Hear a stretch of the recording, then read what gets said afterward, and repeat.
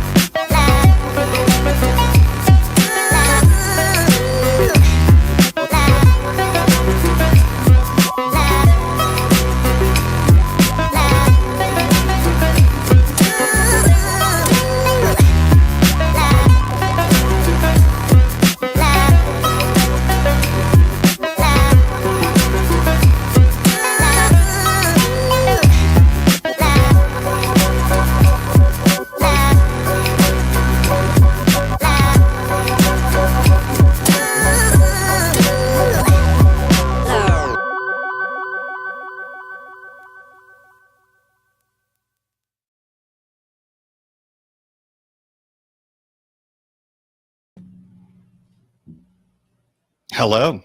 Hello, everybody. We are live, baby, live. It is episode number 387 of the Pedalshift Project. Thank you so much for joining tonight. Holy smokes, we got people from all around the world. I want to give special shout outs to folks in, we got California with Cyrus, Biking Brian, I believe you're in Illinois. Byron Patterson from down under, a regular visitor here for the live show. Scott from Cambodia, I am so pleased to have you in the house. Terrence Fitzgerald, of course, my nephew from the great state of Oregon. Thank you all. Welcome. It is a live show just because. We've got no specific agenda. There's no reason. It's not a round number episode. It's not 10 years of Pedalshift, although we've done that too. But yeah, it was just time for us to do a live show here. You'll notice that I'm here in the cabin in West Virginia. You'll notice, let's see, we've got the greatest of all time there. We've got my painting of Cassius Clay, Muhammad Ali. He was Cassius Clay when that image was captured and then used. And of course, we've got my Buffalo Bills. We're doing great so far this season. So I've got stuff up for all of that as well. But tonight, we are, or this morning, depending on where you are in the world, we are going to be talking about bikey related things. As you may know, for those of you who have been on a past live show, the deal is this. Right now, I'm recording. You're seeing this live streamed as well. This is going to be next week's podcast. And so as a result, I'm going to be reading off the intro just like I normally do. You literally get to see the sausage made, the podcast sausage getting made. And so I will be reading off that. And then we're going to start the show. I've been a little circumspect. I have not told you what this show is all about. There is going to be questions that I have received from you, the gentle listener, through the years. Those of you who are in the live show or here in the chat box here, you also get to ask questions as well. So this is an ask us anything. I say us. Well, you'll just have to wait for that. So we're going to start recording the intro in just a moment here. I'm going to give more shout outs to more people in the room. We've got somebody from State College G4. Thank you so much for joining. We've got Mark Spooner, a longtime listener from Oneida, New York, another place that I have biked through as well. Thank you so much for joining. And we are going to start the show in a moment here. So going to have to clear my throat. Oh, I might actually be able to drink a little bit of this. From Western New York, from Hamburg, New York, I have a hard cider tonight. That is our drink of choice. It is the OG from the Hamburg hard cider. So yeah, Western New York in the house. Matthew Heller, hello. Good evening to you as well. We'll get the soundscape here. There we go. And I will take one sip. Great. Okay. And so we are going to start with the read, and then we will start the show. Thank you all for coming. Amazing turnout so far. Super excited. Greetings and welcome to another edition of the Pedalshift Project. The Pedalshift Project is a series of conversations, thoughts, and experiments on bicycle travel adventures. From tips and tricks to ideas on how to ride your ride, let's shrink the world by bike. Show notes and more are available at pedalshift.net/387, and you can email the show at pedalshift@pedalshift.net or text me at 202-930-1109. Please text me. Well, I rarely get texts. Check Pedalshift out also on all the socials as well. Hello, everybody. We are live, baby, live here from West Virginia, and we are about to enjoy an evening together, a live show. I've got a fire literally on the other side of this computer screen roaring away. I've got my Christmas tree up. It's got Star Wars ornaments. It's got a Yoda on top, not the baby one, the real one, the OG one.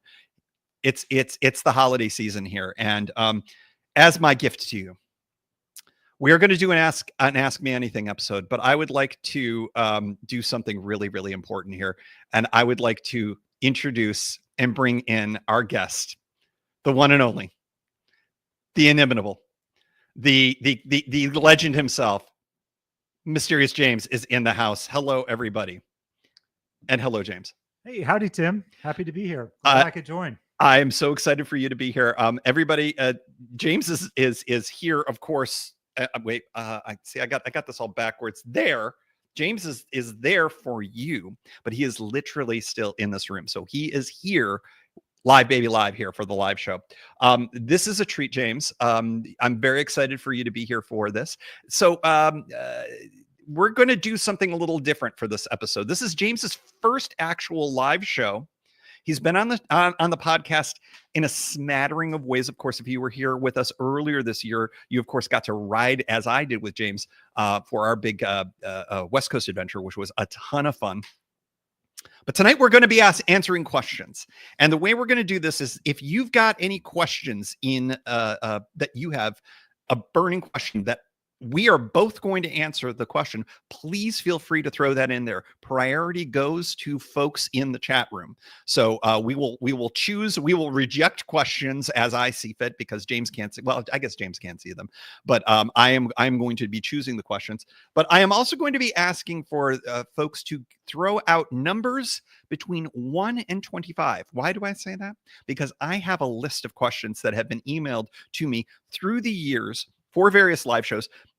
Some of these questions I may have gotten to, some of them I haven't, but they are questions that we will answer here tonight. So if anybody's got a question, please feel free to throw that into the chat box at any time. Otherwise, I'm going to ask for random numbers between 1 and 25 to be thrown in the chat box, because you get to choose randomly these questions. James, actually, I'm going to ask you to take the first number. I want you to pick a number between 1 and 25.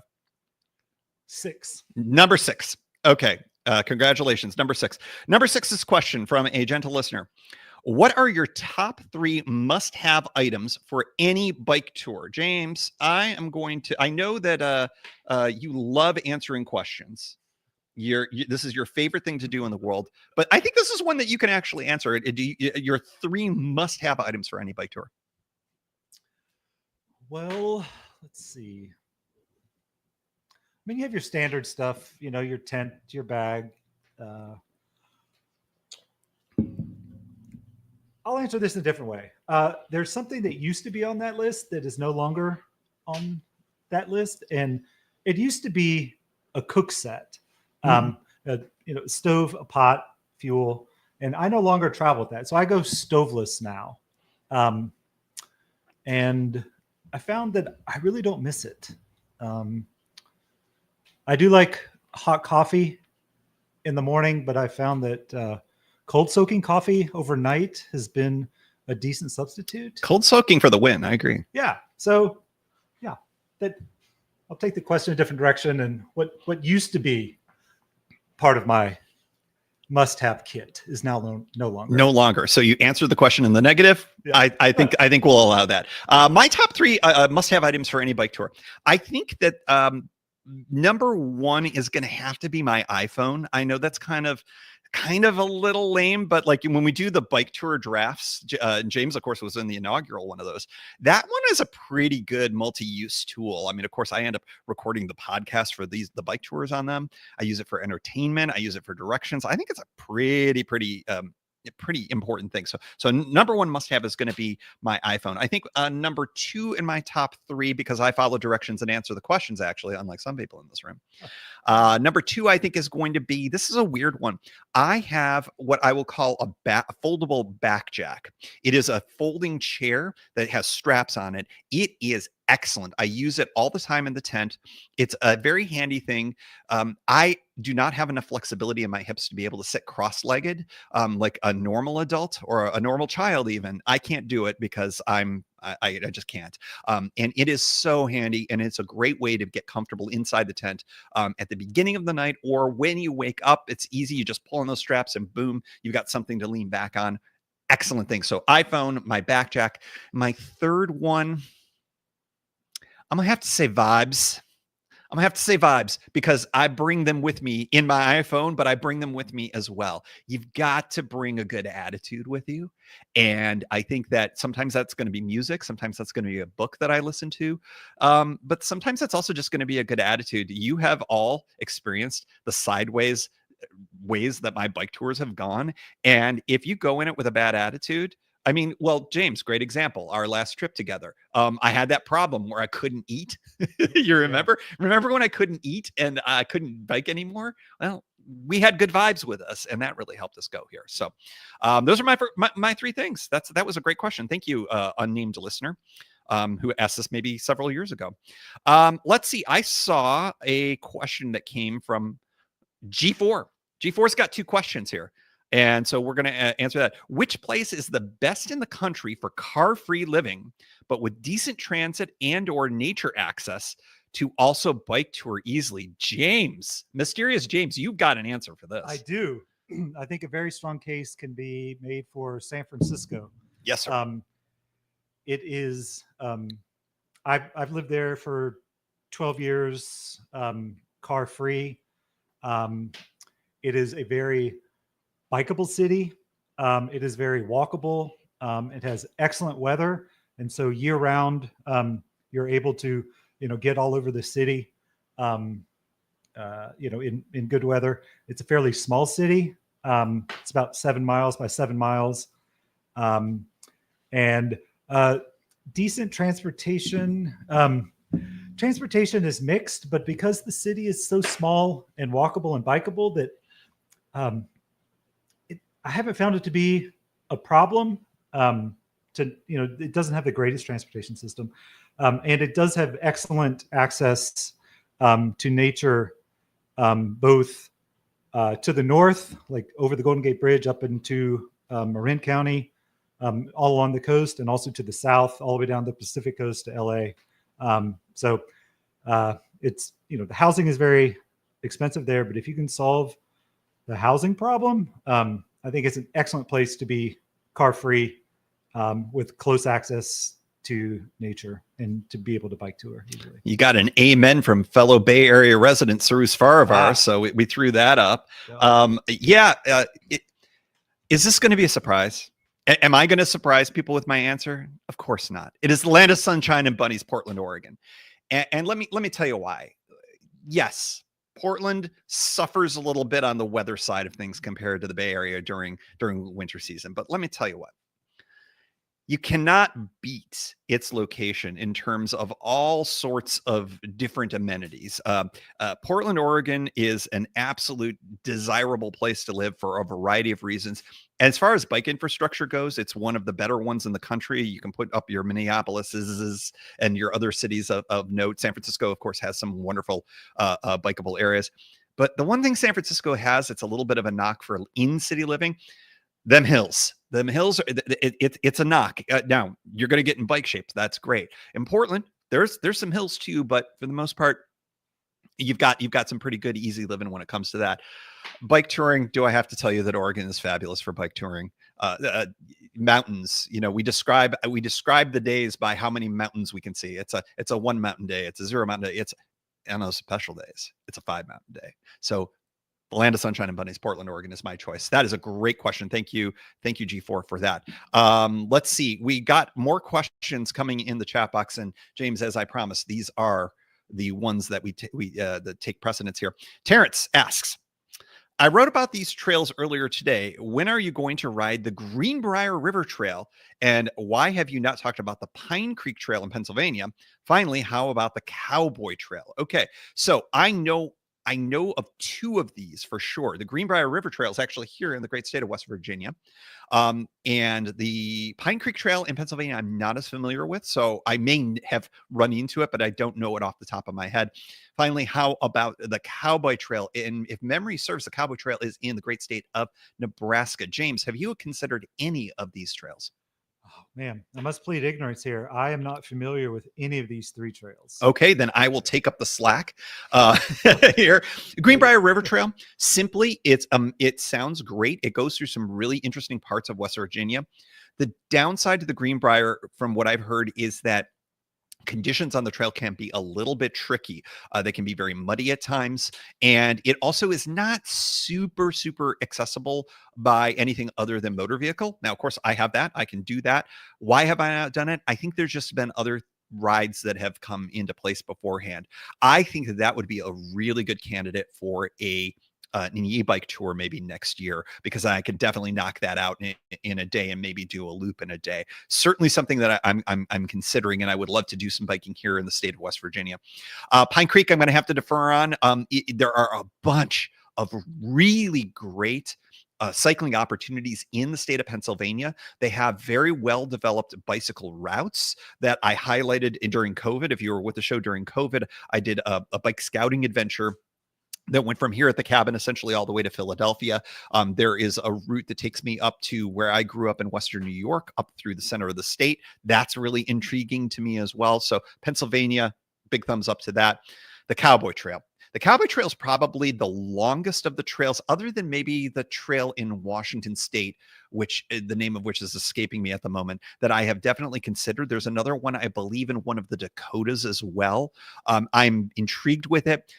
The thing that has prevented that is the same reason why it was hard for me to get to North Dakota until this year. And that is just accessibility. You have to plan, you have to try to get there. But I've heard wonderful things about the Cowboy Trail. It's on my list. It's just, there's a lot of great trails. There's a lot of great routes. And I'm hopefully going to have more time to be able to hit these things a little bit later in life, maybe. But until now, I got myself a job and, just limited amount of time. But thankfully, all of these trails are waiting for me at some point. So I'm really excited about that. All right, let's see. G4, I'm gonna have you.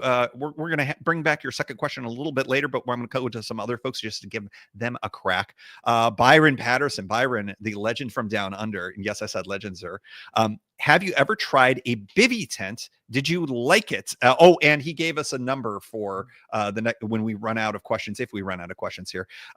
James, bivy tents. What do you think? I have not tried a bivy tent. I don't know that they would appeal to me. I like to hang out in my tent, and I usually travel with a 3-man tent. I'm tall and I like my space, and so, I don't know if I would. I don't know if I would ever try one. Just given my preferences. I like the idea that it's small and it's lightweight. I'm intrigued with that, but you and I are kind of on the same page on this. We love to spread out. We like to bring our gear into the tent. Yeah. I also have a thing that is a real limiting factor here. I am painfully claustrophobic, like really badly claustrophobic. And I don't like being in small spaces as a result. And I've seen a few YouTube videos where people have done amazing things with bivvies in driving rain in Scotland, and they're in like this little teeny tiny ultralight backpacking thing, and I'm like, that seems pretty cool. And then they show themselves in this effing death trap of a tent. I'm sorry, that's a hard no for me, dog. So I would have to say I would look at a 1-person tent potentially down the line. Do you have a 1-person tent now? No, I have a 2-person. You still have the 2, yeah. I think I'm just we're like our tent princesses, you know. Not to gender this or anything like that, but we just love ourselves some extra space. We love to treat ourselves with the extra space there. So thank you, Byron. That is an excellent question, and we will choose number 14 when and if we run out of questions here. Sarus Faravar has a question here. Legend from the Bay Area question for us. How has your approach to bike adventuring changed over the years? James, I know you have an answer to this. More specifically, what is more valuable, not a thing per se to you now? I think within that space. That's a great question. What do you got? Yeah, we were talking about this a little bit before recording. Yeah. I think my approach has changed, that I do a lot less planning. I think with just experience and I guess a little bit of confidence that I'll be able to just figure stuff out as it comes up, that I tend to, just take off on a trip to see what happens. And, I'm pretty good with the flow. And so, yeah, I do a lot less planning and just trust that, whatever's going to happen, it'll just eventually work out in the end. Sirius had a good follow-up here that may give you a little bit more to speak about. And that is, put another way, what makes you choose a route these days over another when compared to what you did in years past? I know that you have definitely changed things. Yeah, I prefer the longer, like off-road routes, like the Great Divide mountain bike route. I did a section of that again this summer. Yeah, I like the ability to go wild camping. I like that. Yeah, that the mileage can vary like so much. Some days I'll do really long days, and some days, I'll do short days. The weather always plays a big part in it. Yeah, we don't do heat. Yeah, we don't do heat. We don't do sun. Yeah. Yeah. No. It's a good thing climate change isn't impacting that at all. Yeah. Did you lose your? Well, I was trying to read the question again. Oh. I thought your mic was off or something. Oh, no. Yeah. What makes me choose a route over one or the other? Yeah, I think longer distances. I tend to like the longer distances, the longer routes. That's changed. Yeah. Yeah. Before I get to my answer to that question, G4, thank you so much for reminding us that the Washington State Trail I was thinking of is the John Wayne Trail, and it's split up into 2 parts.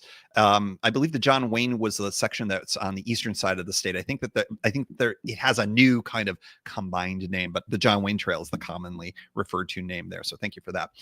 Your reward is you get the next question because you had a second question. What's different? I think back in the day, I was more interested in doing a ride because I had something I wanted to complete. So when I did my first ride, the ride with the climate ride folks, my goal was to complete every bit of the ride. And there was even one section that was a century day. And I really desperately wanted to do that. And James, you remember, we trained that whole summer. Was that 2011? Yep. Yeah, summer 2011. James and I were out over here on the Western Maryland Rail Trail. You remember we did loops of that thing. Yes. And this was before it got built all the way out to as far as it has now. But I tell you what, I couldn't do it. I've still never done a century. Never. I've done a metric century, but not a US based. We don't like your metric measurements kind of century because it's way longer and way harder. So I think that I've changed my mind on a lot of those things. I'm so glad that I did the 2014 ride where I quite literally rode almost every single square centimeter of that ride there. I mean, giving metric a shout out there. And, you know, that was important to me then. Now I'm much more interested in the experience of the ride itself. And yeah, the next ride that I have scheduled, which you guys are going to be hearing about next month, you know, there's a beginning, a middle, and an end to it. And yeah, it would be a little disappointing if I didn't wasn't able to bike it all the way, because I have to get to the end of it for other reasons as well. But I would say this, that, you know, I'm as excited about the things that are part of the ride that make it up, that if I can't finish the last day somehow, or I get a flat like I did in Southern California a couple of years ago, and that kind of scuttled a bit of the ride, that's fine, because I've got other elements to it that are going to make the experience that much better. I'm going to be riding in new to me places. I've got different conveyances going on. I've got a lot of stuff going on with this ride. I'm super excited to share it with you all. So I think the difference between then and now is I am picking routes that I know I can enjoy every part of. And if I don't get all the way to the end, and if it goes sideways and I can't do the ride that I originally planned, it's still going to be okay. And I'm still going to find some excitement with that. Okay, so that is that. We're going to go back. G4 had a second question, and that second question is, the R&M Load 4 is a Bachfeets e-cargo bicycle. James, we were talking about e-cargo bikes literally minutes ago. Yep. With front and rear suspension. Would you ever consider a cargo e-bike for bicycle touring? Now, that's a really interesting question. We were talking about a cargo e-bike for a radically different use case. But what about for touring or adventuring or things like that? What do you think? I think as of right now, the primary constraint would just be battery. You know, I would consider it. That would be a cool trip to do. You could, you know, take all sorts of different gear. But I would need to, I guess, plan it out and make sure that I would have, you know, charging abilities so I would have to solve like the battery and range issue. But yeah, I'd be down to try it. Yeah, I'm pretty out front that I'm doing some e-bike touring lately. And, you know, I think that the interesting thing about a front and rear suspension, and shout out to Biking Brian, who I know was in the house earlier. I'm pretty sure he's still in the house. Brian really suggested that I go with suspension on an e-bike, because when you're going at speed, you're going to feel every single bump. And I definitely have benefited from that. So thank you, Brian, for all of the things that you helped with getting my e-bike into place. I don't have rear suspension, although I think that would be totally fine. So e-cargo bike, front and rear suspension, I think that's pretty amazing. Couple of question marks that I've got with doing an e-cargo bike is, number one, heaviness, bigness. It is embiggened, this kind of a bike. And with a larger bike, you've got more weight to it, which means that your range is going to be changed as a result of it, probably lowered. Now, a larger cargo bike might mean you could put a larger battery on it, which may kind of balance out that range. So I have questions about that. The second thing, and this is much more important, remember how I talked about in the setup episodes for all of the e-bike project stuff, I talked about one of the bigger challenges is positioning of you and your bicycle. And with a cargo bike, you are adding more complexity to it. Cargo bikes are going to be too big to get on transit in many cases. Cargo bikes might not be available on Amtrak. I think that's an open question mark. I think that they do allow some, but maybe not all. So it's going to depend on the nature of your cargo bike as well. You are not flying with it unless you completely disassemble it. You're obviously, with our battery situation, we have other positioning issues. We're in ground transportation mode for all of this. But using local transit for mini fast forwards or rescues or things along those lines, going to be very constrained with a cargo bike. So I would never say never.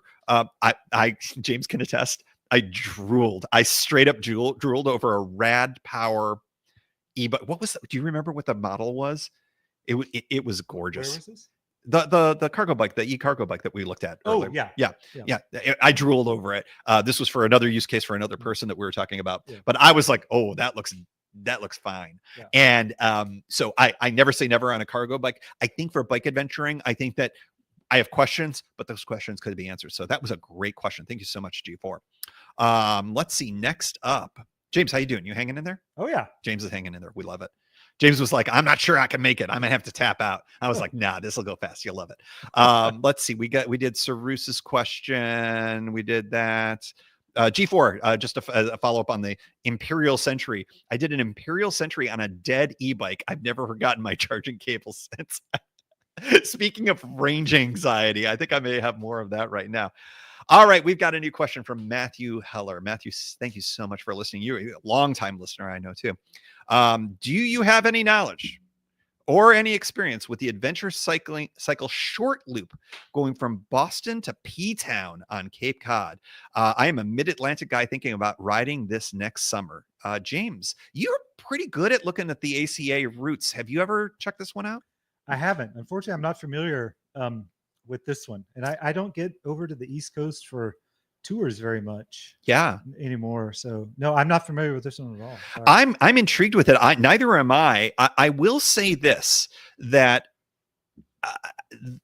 New England is intriguing to me as a place to ride. It has never really ended up on my list for a variety of different reasons. I just don't tend to get there. New England may as well be North Dakota in some ways. I have no family there. I don't tend to travel there very much for work, curiously enough. It's very easy to get to, certainly by Amtrak from the Washington, D.C. area. There's no question that I could get even my e-bike up that direction. When I was young, nephew Connor, if he is still in the house, he and his father and I, we did a little Cape Cod action. I think Kevin only went for the 1 year, but I went every year for my first 5 years to beautiful Cape Cod. Got friends there. I could conceivably enjoy some time in Provincetown as well. What a heck of a town that is. I've never considered it, but I'll tell you what, Matthew, I'm definitely going to check it out, because that would probably be an awesome, fun ride just for the towns that you go through on the Cape. Just amazing places. Question marks I have: how good are those roads for cycling? Do they have good infrastructure? I'm truly ignorant on that fact. But if Adventure Cycling Association is giving it a check mark of approval, I have to think that there is a safe route using perhaps side roads or something like that. Very interesting. I'm going to check that out as well. Let's see. Oh, Biking Brian is still in the house. He says you're welcome for all of this. Brian, you are a delight. You're a treat. I check out Brian's latest ride, doing the Ohio to Erie Trail. Excellent series. I think, Brian, you just wrapped it up if memory serves. So everybody check that out. You can binge it over on his channel. It's good stuff. All right, let's see here. I'm checking out. I should be wearing my glasses, I'm going to be honest, because this text is very small. But let's see here. I don't think... we'll call this a question from Scott, and I want to make sure I give Scott a shout out, because Scott's in Southeast Asia, in Cambodia, which I think is a first here. James, you had a buddy who lived in Cambodia for a time, did you not? Yeah. I've been to Phnom Penh and travel around Cambodia. Yep, I've been to Siem Reap. Yeah. Well, then I think that you might be able to answer this question better than me. And Scott says there's easy rides in Southeast Asia, great experience, and once you get there, it's very cheap. Any interest in riding either Cambodia, Thailand? What do you think? Well, James has thoughts. Yeah, well, when I was there, it was very hot. Very hot. So it's either hot or hot and raining. And the traffic on the roads, prodigious. Yeah. So yeah, when I was over there, I was thinking about doing a bike tour there. And yeah, I don't know. I mean, what it has going for it is, it's cheap, wonderful food everywhere. I think there's cool people, very friendly. Oh yeah, very friendly. Yeah. I had a wonderful time there, but yeah, the roads and the heat for me, just given, I'm kind of a wimp. Yeah. Heat is a problem. Yeah. I think there's a very narrow band of weather, because you've also got the monsoon season there as well, which is not a time I think that would be super appropriate to be riding. Scott, I would love to learn more about your adventures there. Reach out, pedalshift@pedalshift.net.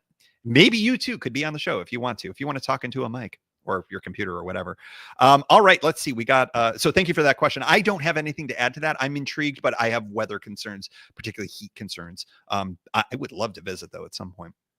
Terrence Fitzgerald, another longtime listener. Thank you so much for joining the live shoe. Have you considered cycling Quebec? The Route Verte is supposed to be quite a network, and I apologize for my Pepe Le Pew pronunciation. My partner Kimberly takes French lessons, and I speak better than her because I speak in the language of a fictional French-speaking skunk, which is probably not cool. Anyways, Terrence suggests taking the Amtrak to St. Albans, Vermont, take a rail trail northeast from there, and turn into the beautiful province of Quebec. As you all know, the great and most talented Jason Kent is from Montreal, Quebec, Canada. Oh, by the way, check out his newest album. You can get it on Bandcamp. I did. You should too. It's excellent. It's A plus. Check out his stuff over on Bandcamp. James, Quebec, what do you think? Or Quebec? I've never been. Wait, what? I've You've never been to? I've Okay, never been. you've been to Canada though, right? Oh yeah. Okay. Okay. Yeah. Mostly west, just BC and Alberta. Well, yeah, you live out west now, Yeah. so yeah. I asked you if you've been to Canada. That is the dumbest question I've ever. Everybody needs to make fun of me for the next half hour because that was the dumbest question I've ever asked James, and I've asked James some dumb questions. So Quebec is are you interested? Have you heard of the green route, the route? I've not heard of that route, but I'd really like to go to Quebec. I hear it's a wonderful place. Yeah, it's on my list. Yeah, of it's places to visit. 100% on my list. I just to go hang with Jason Kent for 5 minutes is worth doing it. Of course, the route vert goes through Montreal. I believe it goes to Quebec City, which is gorgeous. It's on this big cliff, James. It looks down on the river. It's amazing, incredibly interesting cultural place. Quebec is fantastic. It is on my list. I absolutely intend to get up there. It would be an intriguing e-bike trip to do something, say, from here to Montreal. That would be an intriguing idea of a trip. So yes. Or I could take the easier route that Terrence suggesting, take the Amtrak up to Vermont and just do that. So we'll see. I could do both, and that would work as well. And Terrence adds that the green route is really a network, not just one trail, and that's right. And that's very much like the Gap. As well, if you remember, it's a series of smaller regional or local trails that was eventually stitched together. And of course, that's the idea for so many of these great longer routes is they take advantage of the fact that they link those things together. So yeah, no, thank you so much for all of that. And Terrence also wants to give James a shout out that those are valuable comments. If you're concerned about the roads, that means a lot. And that's true. That's worth highlighting again. James and I ride on all sorts of different surfaces and all sorts of different roads. And of course, we just very deliberately rode on Highway 101 in Oregon and in California. And we found there weren't a lot of people. Right. And we asked questions and we talked about it on the show. And many of you wrote back in with your theories and whatnot. And I think that where I think we landed, and James chime in, I think that people are riding those road routes less and maybe going on the types of off-road routes that you're doing more. I think that's kind of where we landed. It's our best guess. With a small sample size, we can't be sure, but yeah, I would be interested to, I don't know anybody at Adventure Cycling Association, but I'm sure that they have, data on this, just based on the popularity of the maps that they sell and inquiries they get and the supported rides they do. Actually, maybe we're shooting them an email. Yeah. Like just asking them, because it was a stark difference compared to our previous trips. Absolutely. And a shout out to Adventure Cycling Association. I dropped the ball. I was supposed to have someone from ACA be on the Northern Tier route that literally, or the pod that just concluded yesterday as we're sitting here recording this. And I for a variety of reasons, I ended up not being able to make that all happen. But I do have contacts within ACA, and I really would like to get folks on the show. It's been a long time coming, and I just love what they do. They do great work here in the States. And I have nothing but good things to say about them. So yeah, shout out to them. And so, yes, James, I will hopefully get them on the show if they don't hate me for screwing it up and not getting them on the Northern Tier show. 40th anniversary of the Northern Tier. That's how they reached out. They put out a press release, and then I reached out to them. It's the first time we ever talked. And I'm like, oh, why haven't I done this? Like, I don't know, 10 years ago? They're great. They're amazing. And their press people are great. And I dropped the ball, and I'm sorry. So we'll talk more about that next year, probably. Next question we got here. And okay, first of all, I'm going to preview this. Terrence says that Steve's question is great. So I'm going to start with that. We got a +1 here. Steve's question, or Steven, excuse me, Steven. Have you ever thought about riding the East Coast Greenway between Maine and Florida? James, mysterious James. I almost came very close to saying your last name, and I could tell that you knew that. Mysterious James, who has no last name, who is mysterious. What do you think? Yes, I am. I am interested in that route. I haven't looked into it yet. I haven't done any research on it, but yeah, I think it would be neat. I've ridden the West Coast. Yeah, multiple times. Yeah. Yeah. But now to do the East Coast from north to south. Had a guest on the show, and James, maybe you remember her name, and I'm terrible, and I can't remember her name. I do remember that. I can't remember her name. That was an excellent interview. She was so great. Impressive. She is on the board of the East Coast Greenway. Oh, wow. Okay. And one of the most impressive people I have ever met in my life, because she is just like, oh, I think I'm going to bike the East Coast Greenway. And then she does it and then ends up on the board of directors for it. I think it may have been like her first ride. It was one of her first rides. She was like pounding out 80. If anybody in the chat room remembers or can look it up up on the site, I hate forgetting her name, but it was a couple of years ago. She was very impressive. She was impressive. She was a great advocate for the trail, the routes. It's not really a trail because, again, it's a series of different things. Mm-hmm. I have ridden parts of the East Coast Greenway. I've never done a through ride. I think it would be silly for me not to do it at some point.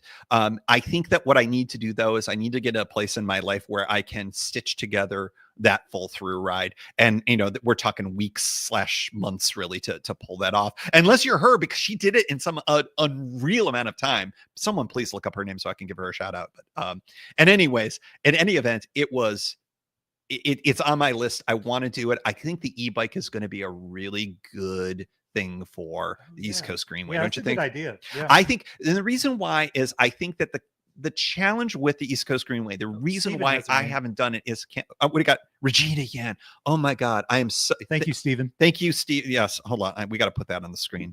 Thank you for looking that up. I appreciate that. Regina, if you have not heard that interview, please go back and find that, because is that one of the best interviews that we ever did? I got to have Regina back on the show. And watch her YouTube series. Oh, didn't she? She did a whole video, and that's how I found her. The YouTube algorithm literally gave it to me, and I was sitting there going, I need to talk to this person immediately. And it was one of the best interviews that I've ever done, other than Mysterious James and everybody else who's in the room here. But East Coast Greenway, the challenge, camping. So, and this goes back to, I think, Sarus's question about choosing routes. I used to choose routes exclusively on cheap camping and the ability for camping. And that's why I think the East Coast Greenway has been really difficult, because it's challenging to do the East Coast Greenway and be able to camp consistently. I think with an e-bike, if I am going to be doing something where I'm going to be in hotels to charge up overnight, that would be a really interesting way to approach that. So, and then I could do biking Brian style. I could do like 200-mile days like a boss. And I need to get a second battery. I got to get a second battery before these tariffs kick in. That's not political. That's just dollars and cents, folks. All right, let's see here. G4, do you get another question? Oh, wait, no, Steven has another shout out to Regina.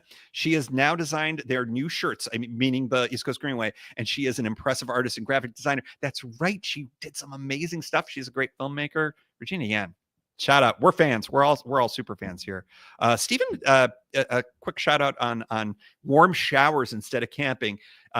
Steven did that on the Southern Tier. James, we are on record about being lukewarm on warm showers. I believe that's what we talked about.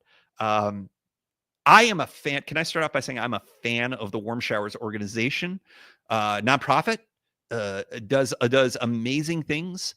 They have their challenges with the apps. They have challenges with a bunch of things. They handle it with a plum. James, warm showers. You have never used it. I have never used it. I have sort of used it only because I stayed at a listener's home on my OTET tour, and she is a warm showers person, but I did not do it because of warm showers. But we said it was kind of training wheels for warm showers. Obviously, I had a great experience there. What's your what's the hang up? What's your hang up? Yeah, there's several. Part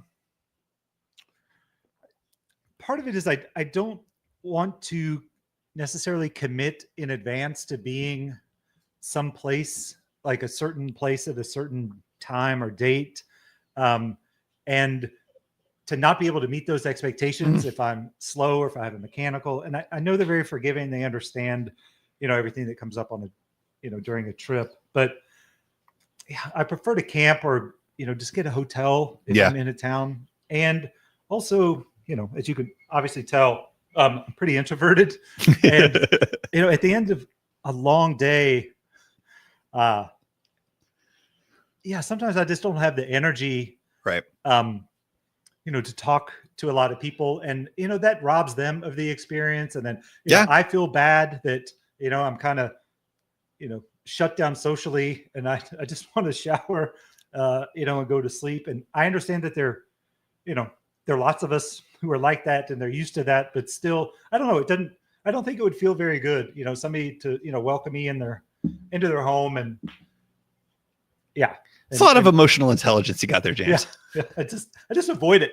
That's my emotional intelligence is avoidance. As I avoid these things. I think that's the thing. I find at the end of a day, I have a limited amount in the tank to be able to kind of share.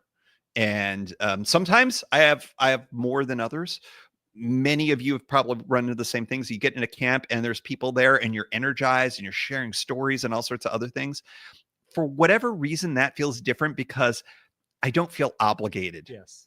And I would feel obligated in a warm shower situation. I think it works for a lot of people. I should get outside my comfort zone and maybe try it at some point. I'm sure I'd have a great experience, but I think that we're lukewarm on warm showers, just to say that. So yeah.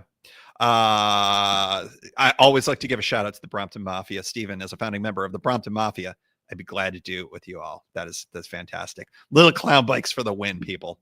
The next tour that I'm going to go on, next bike adventure, will be on the little clown bike. There's a preview for you. Most of you know it already, but we're going to pretend that everybody doesn't know it. A little follow up here from Scott. Monsoon season, Scott reports, is the best time, he thinks. Rain isn't that bad, cooler, and everything is beautifully green. Okay. That solves for some issues. And also, if monsoon season in Cambodia and other parts of Southeast Asia is anything like monsoon season in Japan, where I lived for a time, the rain was you could set a clock to it if memory serves. So if that's also the case, then you could kind of work your way around it. Perhaps that's really helpful advice. I don't know, Scott, you're selling it. You're selling it good. I think so. Let's see. We've got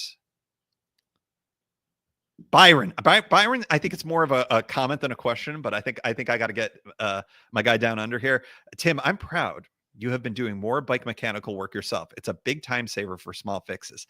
I don't want to sell myself too short. I think I was doing a lot of stuff that I didn't necessarily talk about a lot, particularly around brake pads and things like that. But I will say the e-bike has been a real revelation in terms of what I don't know and what I am scared to do.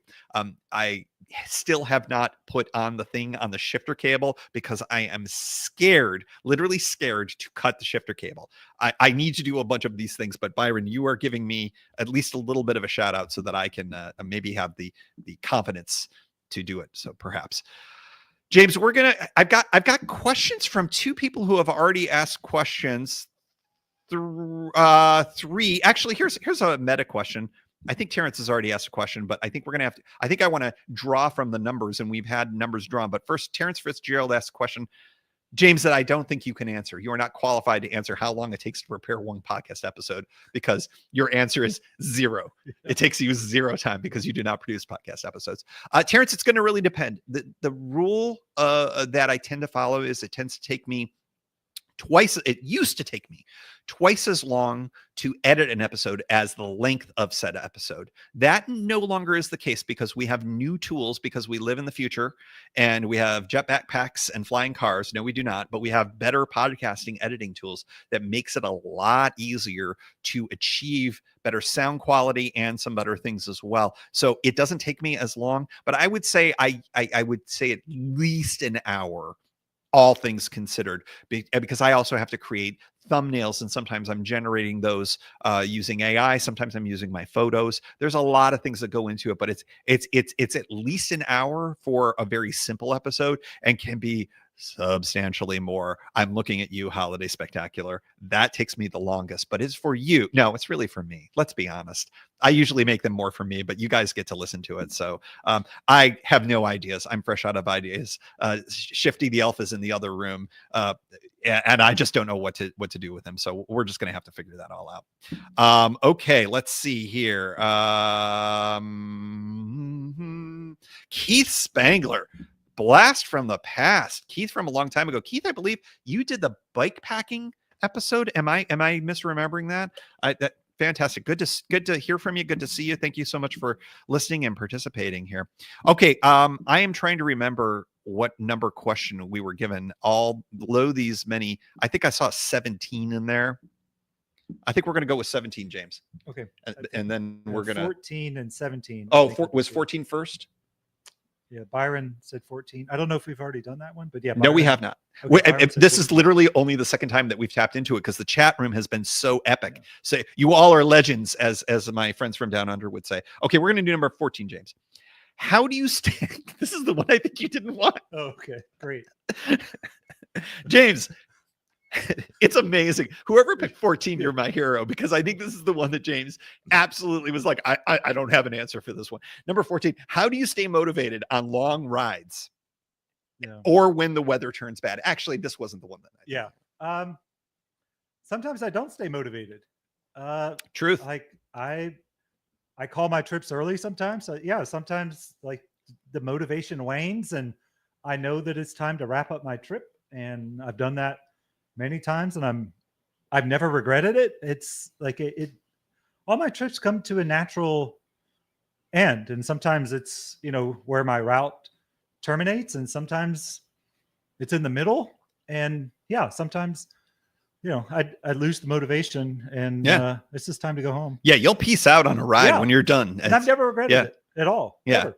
Yeah. I don't even think about it. Yeah, and there's no issues with it. Yep. How do I stay motivated on long rides? I think that I'm pretty self-motivated. There are days, the days where I know the mileage is going to be the longest. Those are the ones that I'm sort of like, okay, I gotta get myself all kind of, I don't know, pumped up or whatever. But I always find that those are the ones that sometimes are the easiest. Sometimes it's those middle or short days that you're like, I can knock out a 65-mile ride. And then at the end of it, you're just toast. And you're like, why was that so hard? It's just like your mental state can ebb and flow so much in these things. So I don't know. I'm pretty self-motivated, I would say. When the weather turns bad, I will tell you this. When the weather turns bad, there is a point where the weather is so bad and you're so wet. Wind, let's set aside. James is like giving me a knowing look. When it comes, I remember go back to years ago to my Puget Sound ride when I did that in freaking April, like an absolute idiot. I was like, oh, it'll be totally fine by then. I woke up one morning from Potlatch State Park and it was 40 degrees and raining, James. And but you know what? I was just like, okay, I got the tent all together. I got everything in. And, within, I don't know, like 5 minutes, you're already wet. I mean, it's gotten through. I don't care how good your rain gear is. That's a special kind of rain in the Pacific Northwest in the spring. What a silly idea it was. And I had to keep going. My motivation was not dying because the hypothermia was strong that day. I mean, and basically there were a couple places where I stopped to go in to get a cup of coffee at like a gas station, and they were few and far between on this particular part of the route. But like I had to keep going. It did, like there was no room to be too tired to continue, because if I stopped, frankly, I would not be here today. It would have been really bad. I would have been curled up on the side of the road and people would have been like, oh, who's that dead white guy? I mean, would have been sad. So anyways, that's how I stay motivated, not dying when the weather gets bad. So that's a good one. Hey, we got a new questioner here. We got Steve M. Steve M asks questions. Gap and CNO, Pittsburgh to DC versus DC to Pittsburgh. This is a classic. Advantages or disadvantages. Steve is flying in from Southern California. And what time of year would you advise? Rain sucks. I've grown to be okay with the rain on rides sometimes. Not the kind that I just described, but Mysterious James. James, what do you got on this one? You have done the Gap. Mm-hmm. What's your opinion? I really enjoyed my trip, but you're the expert on this. You've ridden it, many, many times, all different times of the year. So I will defer to you. Yeah, I would say that originally, if you go back on past episodes of me cycling the Gap, I was a stan. I was a fan. I was obsessed with the Cumberland to Pittsburgh ride. And the reason why was because of James and I having a horrible experience going the other direction the first time that we did it. And the reason is this: there is an imperceptible but there grade between certain sections going the direction from Pittsburgh towards Cumberland, particularly in and around the Ohio Pile area. And James and I got hammered. We got hammered with rain, and it was the worst. That part of the trail, the surface of the Gap is very good. But when it gets wet, it rides a little bit like a wet ashtray. I'm on record on that. Do you remember this, James? Do you remember we got all those flats? Yeah. Oh, that was the F it, we're doing it live trip. Do you remember? Was it? It was. Okay. Yeah, it was. Here's the reason why I was formerly a fan of going the other way. I just had better luck, but also I liked banging out the elevation gain for the big hill. It's not that big, it's just long, going from Cumberland up to the Eastern Continental Divide. From that point on, it's a little bit of a downgrade, and it feels like you've got a rocket tied to the back of your bike when you're going down. You remember this, going past Myersdale and that whole area. I was in the minority on this. I'm now 50-50 on it. I think that I think it just depends on what's the best place for you to arrive to come and go from. And I will say, yes, we've got Amtrak in Cumberland, but you've got an airport in Pittsburgh. So if you're flying in, I think that it's going to just be a lot easier for you to fly from Southern California to Pittsburgh. It's fairly easy to get from Pittsburgh, the Pittsburgh airport, to the trailhead and the confluence of the three rivers. It's an amazing place, a great place to start or end your trip on the Gap. I have no notes on the Gap. I have some notes on the Gap, but I love the Gap, and it's one of my favorite trails.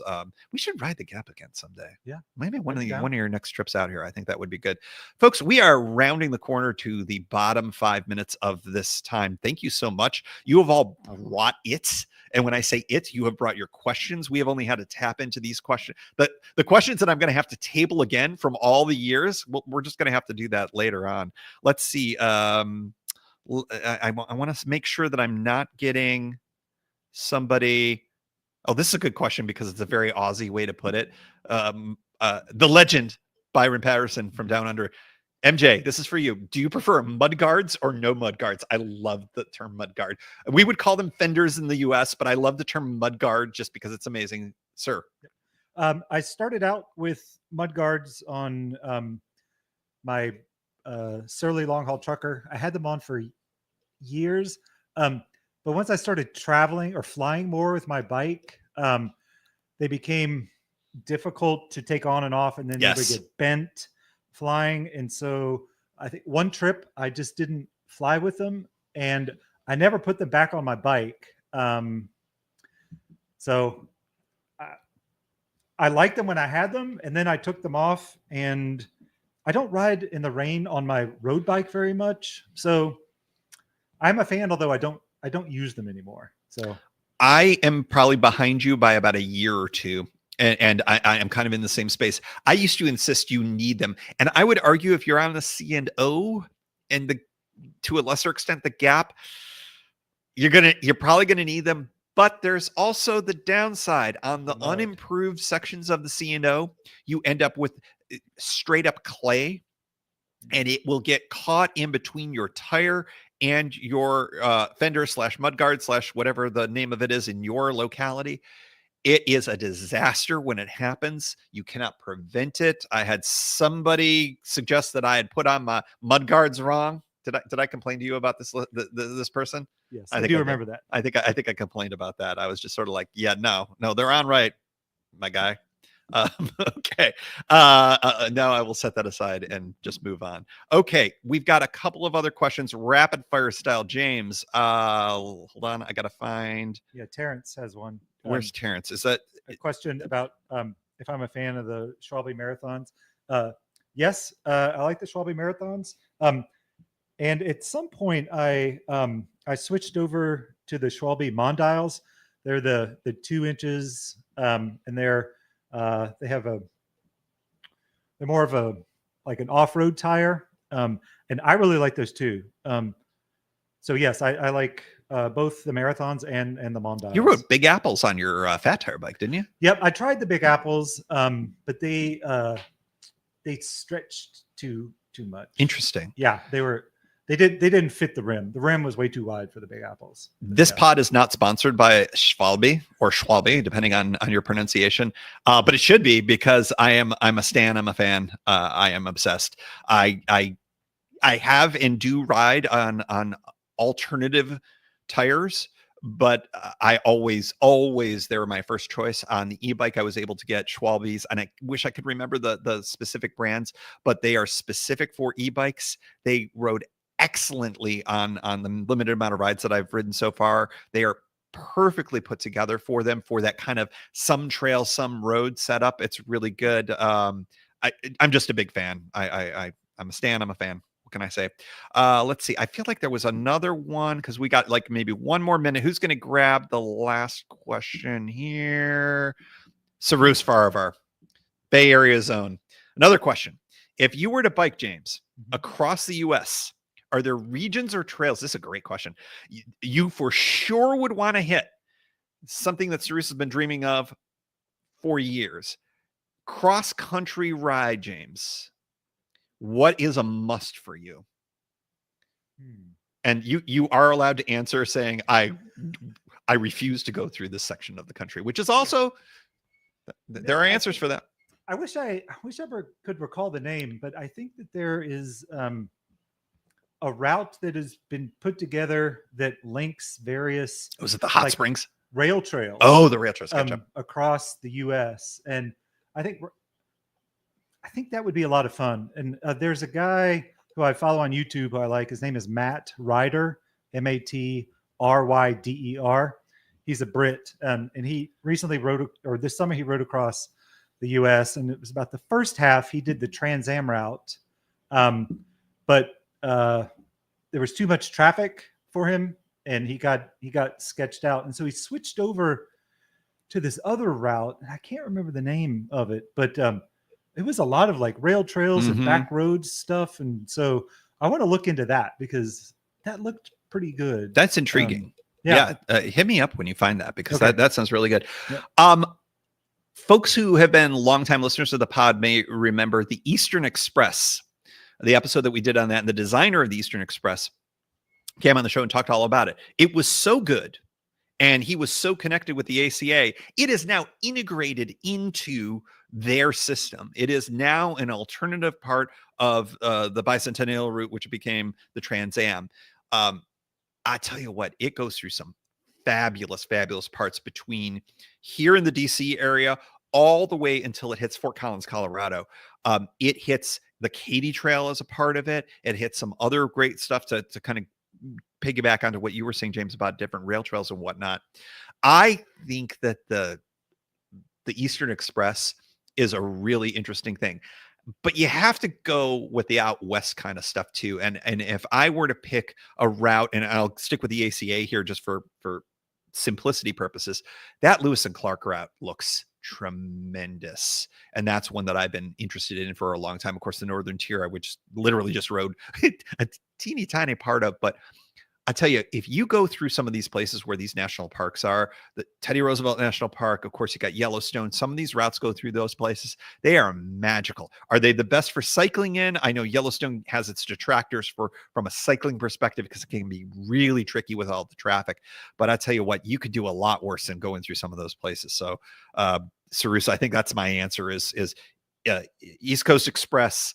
You got your Lewis and Clark route, and then any national park I can get through. I'm just enamored. I love it. I love it. I love it. G4 suggests one other thing: the Great American Rail Trail, another subject of a pod of the past, linking together existing infrastructure and trying to get those linked together. It's a moonshot. We talked about this years ago, you and I, James, when I first had them on the show. I'm enamored with the idea of the Great American Rail Trail. I hope it ends up happening. And maybe even if we can link a few of these things together. I did that crazy ride a few years ago where I was able to link the C&O to the Gap, which took no effort on my part. But then from the Gap to the OTET, that was, I would love us to get that OTET connected to the Katy Trail. The Eastern Express does that, but can we do that with some off-road stuff? Would be amazing. Would be amazing. Mysterious James, you did it. I did it. You did the whole hour. I did. You didn't think you were going to do the whole hour. I had faith in you. This went fast, didn't it? It did. Yeah. It always does. Yeah. I enjoyed this. So Folks, thank you. Thank you so much for joining. The live shows are not the same without you. I'm not allowed to pick favorites. I'm not allowed to pick favorites, James. But this is my favorite live show we've ever done. It was amazing. Thank you so much for joining. I wish everybody out there the happiest of holidays.